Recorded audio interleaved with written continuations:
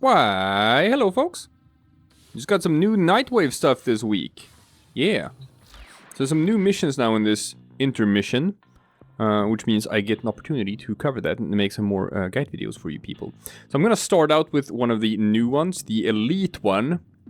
Completing 5 Steel Path missions. Now, this may seem straightforward, but hey, even if you know about Steel Path, even if you know all about it and do them on the regular with the get the steel essence and whatnot, I'm gonna show you a thing.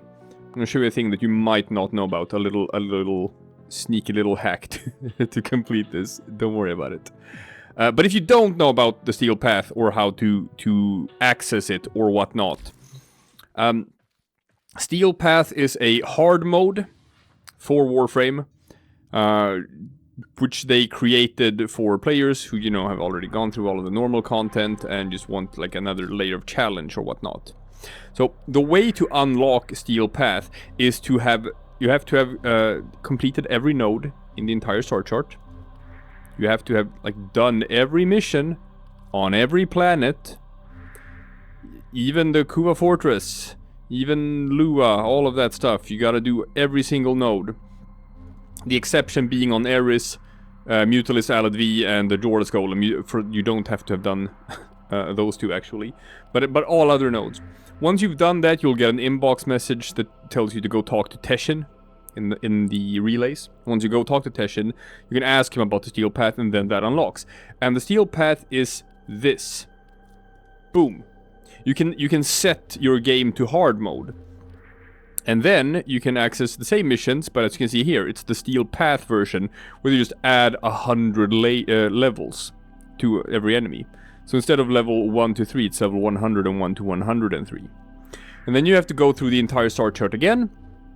And if it's a node that you know, haven't done everything on, like, you get the nodes back, so you have to clear them again in the Steel Path. I actually haven't cleared all of the Steel Path yet. And you get a bunch of unique Steel Path rewards for it. You can get a resource called Steel Essence, where you can go to Teshin's store in the relay and buy stuff with Steel Essence.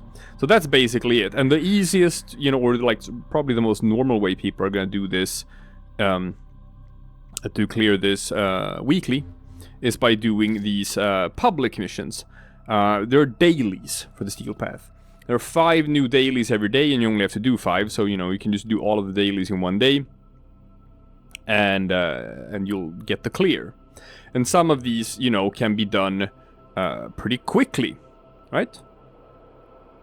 You should take this here, sabotage mission. And the good thing about this week, since, you know, since this is a weekly, everyone is gonna want to clear this, which means public matchmaking is gonna be easy.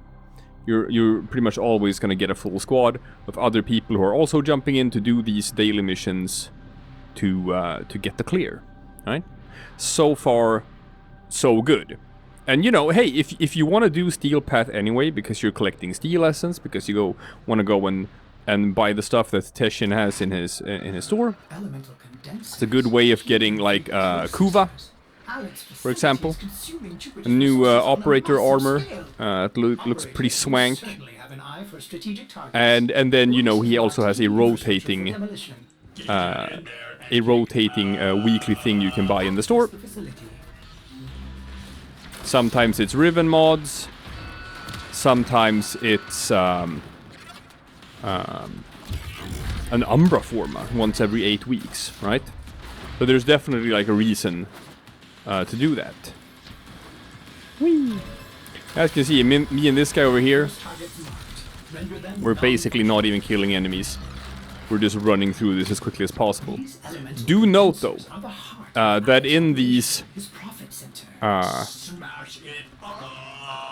dailies, or in the Steel Path in general, if you just play the mission for long enough, there's gonna spawn in something called acolytes. Which are like little mini versions of the Stalker. You gotta kill those to get some extra Steel Essence.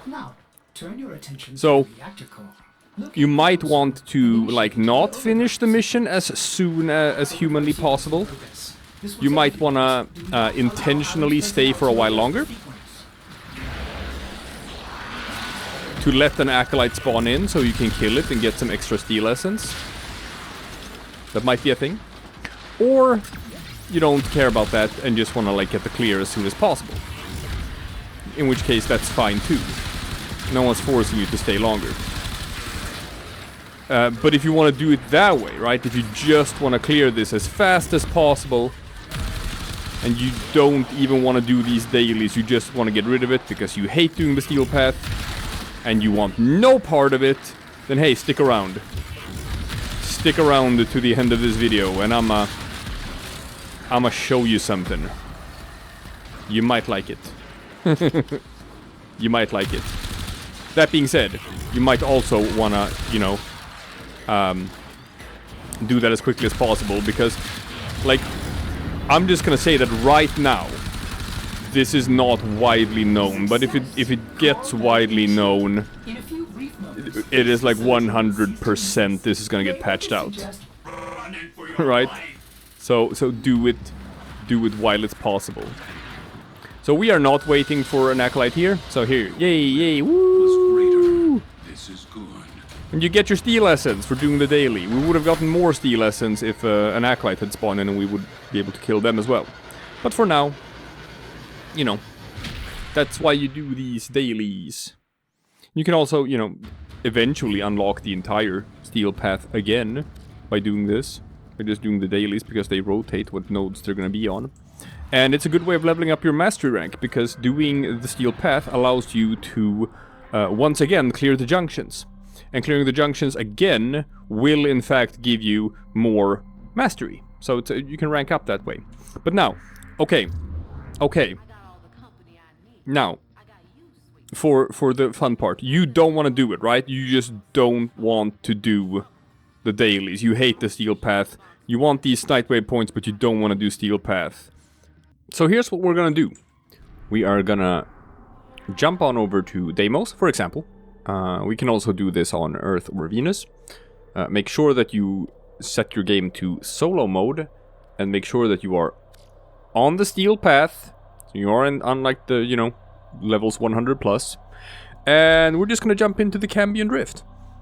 It's gonna be cool. I'm gonna show you. You're gonna like it.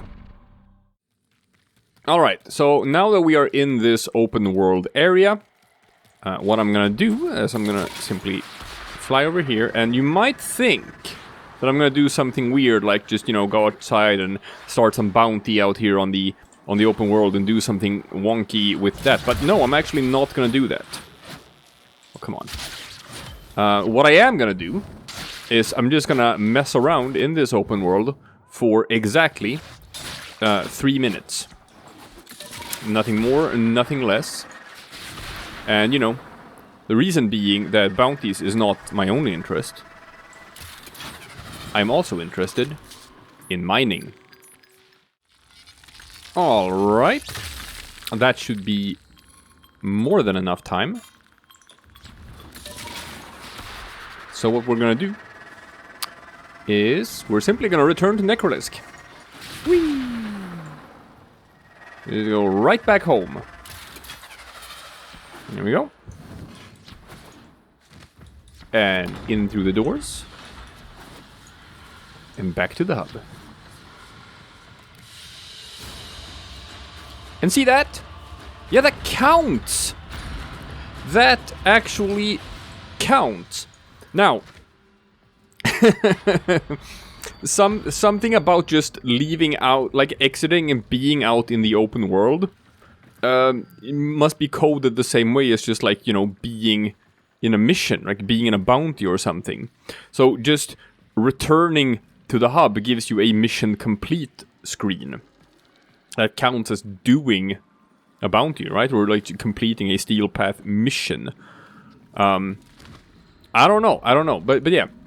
Technically, being out in the open world counts as being in a mission. So going back to the hub world counts as having completed a mission. So if you're in the steel path, then yeah, it counts. Now, the caveat here, and I think, like, this is just DE actually knowing about this themselves and like trying to figure out a way of solving that dilemma. They seem to have put a timer on missions to prevent people from doing this, where if you're out there in the open world for less than 3 minutes, it doesn't count. You won't get like a mission clear for it. Now, interestingly enough, this also seems to have affected some people on regular missions, like people who are trying to just play a capture mission or something and just blazing through it in 90 seconds or so, even on the steel path, and have found as a result that it didn't count for this Nightwave. And the reason is because they cleared the mission too fast, because DE have put this artificial timer on this for it to count, probably just to prevent people from doing exactly what I just did, which is just go in and out into the open world and just getting a mission clear that way. So yeah, for this little hack or whatever to work, you have to be out in the open world for 3 minutes. Then you can go back in, and it's gonna count as a clear. Then you can go back out again, be out there for 3 minutes, go back in. Guess what? You're gonna have your 5 steel path missions. So that is a way you can do it if you so choose. I'm not saying it's, you know, it's not cheap or whatever. I'm just saying you can do it. All right. Well, you know what? Hey, that's the guide, people. I'll go and get them free Nightwave points.